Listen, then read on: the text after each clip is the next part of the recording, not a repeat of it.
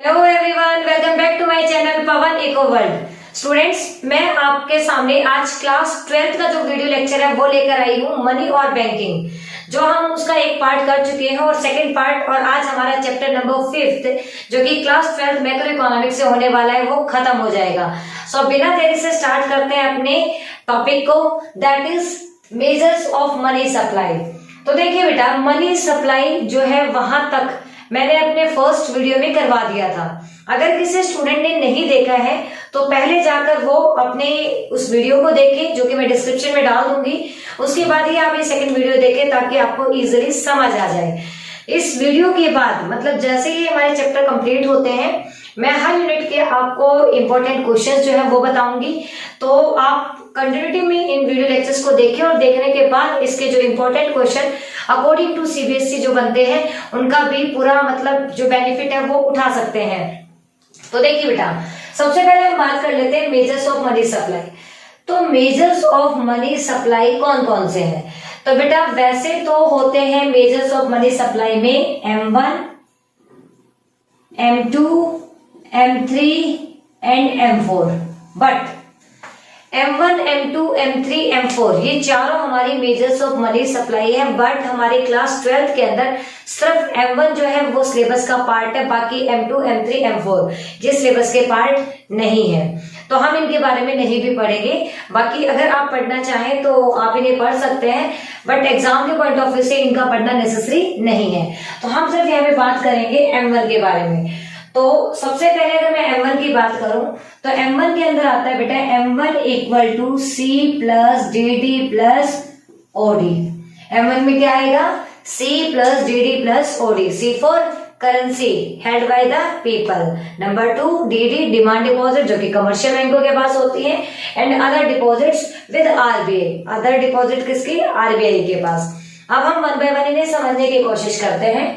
Demand deposit with RBI of public financial institutions like NABARD. ये तो आपको समझ आ गया होगा कि करेंसी विद पीपल मतलब लोगों के पास जो पैसा है वो, साथ में demand deposit of the people with commercial bank. लोगों का जो पैसा कमर्शियल बैंकों के पास रखा है, चाहे फिर वो हमारे सेविंग अकाउंट के अंदर हो, वो वाला पैसा हो। अदर डिपॉजिट जो है वो RBI के साथ है। तो RBI के साथ जो अदर डिपॉजिट है उनके बारे में मैं आपको बताऊंगी। डिमांड डिपॉजिट विद RBI और public financial institution like NABARD. Demand deposit with RBI और किसके? जो कि नाबार्ड है उसके। अब नाबार्ड को क्या होता है? नाबार्ड भी एक बैंक है जो कि बेसिकली जितने भी रूरल रीजनल बैंक है, RRB है, उन सभी को रेगुलेट करता है। जिस तरीके से RBI जो कि 1934 के अंदर आया था, वो हमारा सेंट्रल बैंक है। जितने भी कमर्शियल बैंक इंडिया में रन हो रहे हैं उन सभी को ये देखता है, सुपरवाइज करता है। इन शॉर्ट अगर मैं कहूं, सभी को रेगुलेट करने का काम RBI करता है। तो कमर्शियल बैंक जो है वो एक तरीके से किसके अंडर काम करते हैं? RBI के अंडर काम करते हैं। उसी तरीके से नाबार्ड के अंडर जितने भी RRB रीजनल रूरल बैंक, जैसे कि सर्व हरियाणा ग्रामीण बैंक हो गया, जितने भी गांवों के अंदर ग्रामीण बैंक है वो सारे इसके अंडर काम करते हैं। तो नंबर 2 है इसके अंदर demand deposit with reserve bank of foreign central bank and government. जितने भी demand deposit with reserve bank है, फॉरेन सेंट्रल बैंक और गवर्नमेंट की, वो इसमें इंक्लूड होंगे अदर डिपॉजिट विद RBI के अंदर। And number 3 demand deposit of international financial institution. Demand deposit किसकी? मतलब जो हमारे इंटरनेशनल फाइनेंशियल इंस्टीट्यूशन है, जैसे कि IMF, इंटरनेशनल मॉनेटरी फंड, और number 2 world bank.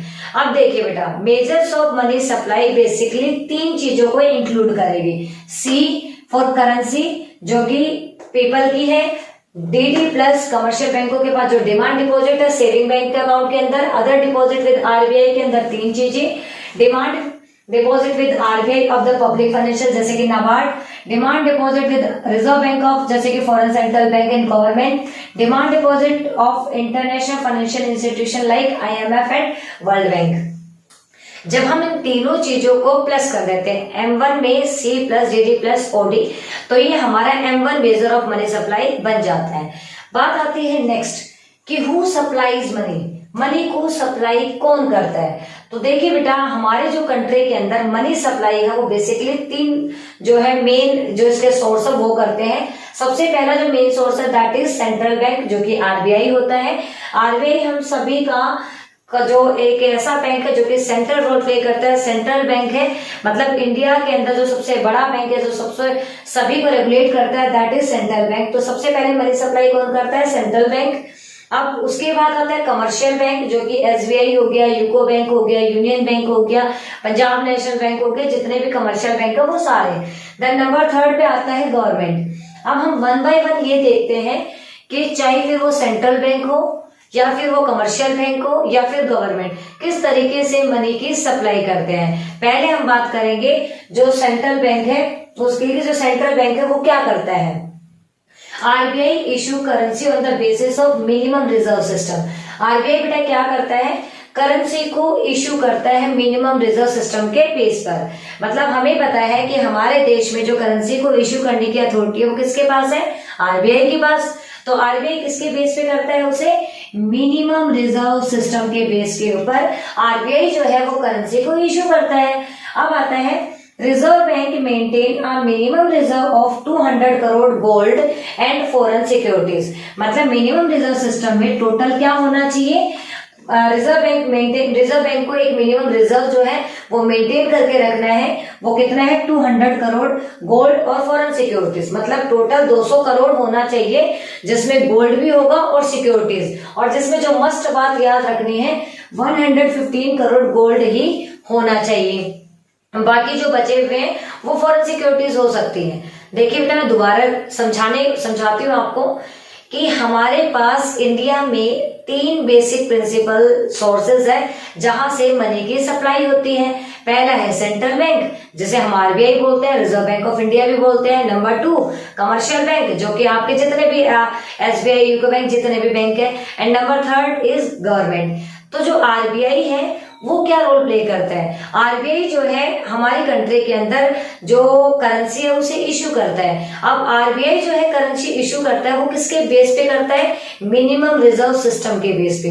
Minimum reserve system उसको, इसका मतलब क्या है? इसका मतलब है कि आरबीआई को एक रिजर्व जो है वो मेंटेन करके रखना पड़ेगा मिनिमम 200 करोड़ का, जिसके अंदर 115 करोड़ या 115 करोड़ गोल्ड होना चाहिए, बाकी फॉरेन सिक्योरिटीज हो सकती हैं। तो ये तो था हमारा आरबीआई का, जो कि आरबीआई करता है। नंबर 2 कमर्शियल बैंक कैसे मनी को क्रिएट करते हैं या मनी की सप्लाई करते हैं? With the help of demand deposit. With the help of demand deposit का मतलब जो एसबीआई है, जो कमर्शियल बैंक है, लोगों से डिमांड डिपॉजिट एक्सेप्ट करता है और उन्हें एडवांस में लोन देता है। उन दोनों के बीच में जो मनी क्रिएट होती है उससे वो मनी सप्लाई में हेल्प करता है। या फिर हम कह सकते हैं commercial bank with the help of demand deposit जो है मनी को क्रिएट करता है या सप्लाई करता है। देन नंबर 3 आता है गवर्नमेंट, कि गवर्नमेंट किस तरीके से करता है? तो बेटा गवर्नमेंट जो है वो मिनिस्ट्री ऑफ फाइनेंस, ये क्या करता है? 1 रुपए के नोट और बाकी जितने भी सिक्के हैं, कॉइन्स हैं, उनको इश्यू कौन करता है? मिनिस्ट्री ऑफ फाइनेंस, जो कि गवर्नमेंट है। तो यहाँ पे जो गवर्नमेंट है वो जितने भी कॉइन्स इशू करती है उसमें भी थोड़ा सा आपको याद रखना है, एक होता है लीगल टेंडर, एक होता है लिमिटेड लीगल टेंडर। मतलब एक अनलिमिटेड लीगल टेंडर, एक लिमिटेड लीगल टेंडर। तो बेटा जो कॉइन्स होते हैं, मतलब जो सिक्के होते हैं, वो लिमिटेड लीगल टेंडर के हैं। मतलब जब भी आपने कोई डील, कोई ट्रांजेक्शन करनी है तो लिमिटेड अमाउंट का आप यूज कर सकते हो कॉइन्स का।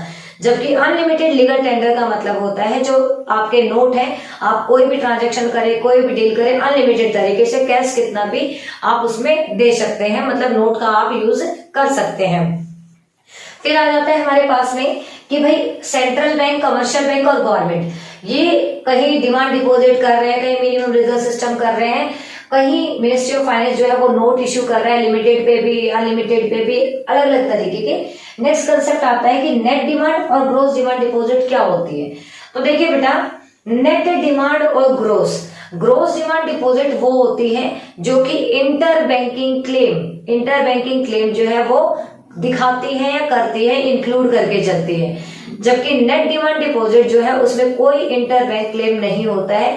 समझो इसे होता क्या है। जैसे कि एसबीआई जो है वो पंजाब नेशनल बैंक से कुछ मांगता हो या पंजाब नेशनल एसबीआई से कुछ मांगता हो, एक बैंक का दूसरे बैंक के ऊपर कोई क्लेम नहीं होता है, तो ये नेट है। और अगर कोई किसी से कुछ मांग रहा है तो वो ग्रोस के अंदर आएगा। तो जो भी मनी सप्लाई है उसमें हम नेट जो होता है डिमांड डिपॉजिट उसको इंक्लूड करते हैं, ग्रोस को इंक्लूड नहीं करते हैं। जो सबसे मेन पॉइंट आपको याद रखना है, हमेशा मनी सप्लाई में नेट डिमांड डिपॉजिट जो है वो इंक्लूड होती है, ग्रोस इंक्लूड नहीं होती है। उसके बाद नेक्स्ट कंसेप्ट पे हमारे पे चलते हैं। हमने पढ़ लिया कि मेजर्स ऑफ मनी सप्लाई में M1, M2, M3, M4 होते हैं, बट हमें सिर्फ M1 पढ़ना है। तो currency with people, demand deposit of the with people bank, other deposit with RBI, हमने उसके बारे में पढ़ लिया। सप्लाई कौन कौन करता है वो सब पढ़ लिया। अब आ जाता है हमारा लास्ट कंसेप्ट, दैट इज कि बैंक मनी क्या होता है और हाई पावर्ड मनी क्या होता है। अगर मैं कहूं कि बैंक मनी जो है वो एक तरीके से डिमांड डिपॉजिट होती है तो गलत नहीं होगा, क्योंकि बैंक मनी का मतलब ही होता है डिमांड डिपॉजिट से क्रिएट किया गया पैसा, जो कि एडवांसिंग लोन और एक्सेप्टिंग डिमांड डिपॉजिट से कमर्शियल बैंक करता है। तो बैंक मनी तो आप सबको समझ आ गया, डिमांड डिपॉजिट क्या होती है, बैंक मनी होती है। जबकि हाई पावर्ड मनी में currency held by the people, मतलब सी इसके अंदर आएगा, साथ में vault cash, then cash reserve of the commercial bank with RBI. Commercial बैंकों के का जो पैसा है, जो कैश है, वो किसके पास रखा है, आरबीआई के पास रखा है, जैसे कि एसएलआर के रूप में, सीआरआर के रूप में। मैं आपको 6th जो चैप्टर करवाऊंगी उसमें ये सारी बातें करवाऊंगी, सिर्फ याद रखना है कि बैंक मनी में सिर्फ डिमांड डिपॉजिट आती है, हाई पावर्ड मनी में currency held by the people, volt cash और कैश रिजर्व विद आरबीआई आएगा।